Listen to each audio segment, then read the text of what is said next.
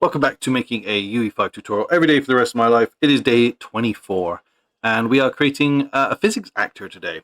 And what is a physics actor? It's basically something that the player can push around in the world. You see some games where they have lots of small objects and like an explosion will happen, and it will basically push those items around.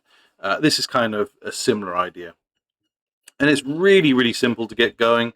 If we basically move into, we'll go into one of these areas. We'll go into my assets and we'll just create a new blueprint class.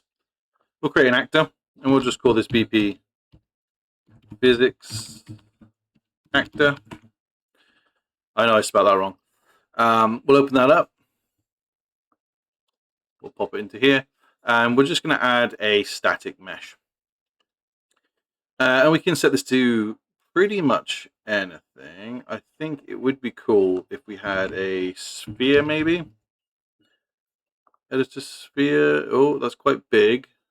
Let's reduce it down in size by maybe about half. Let's just pop this in the world just so we can get an idea of scale. That is pretty big. But what I'm going to do is I'll put it on this ramp just so we can have an idea of it working or not. If we go back into our physics actor and we select the static mesh, what we want to do is we want to come down here to where it says simulate physics. And then it should automatically change the collision presets to physics actor. If we now compile and we press play, our physics actor is beginning to move and roll. And we can push this around. It will just react to the player and move around as much we like.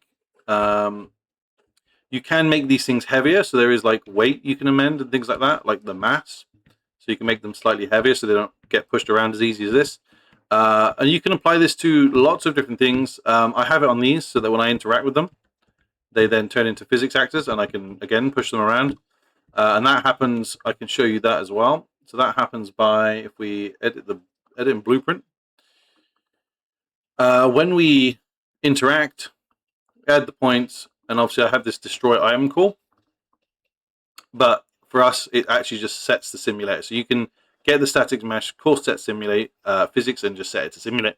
And it'll do exactly the same thing as setting it pre to set simulate. All it does is it basically just comes along and it sets this to true. So at the moment it's off, but then once you do that, it will set it to true. Really simple.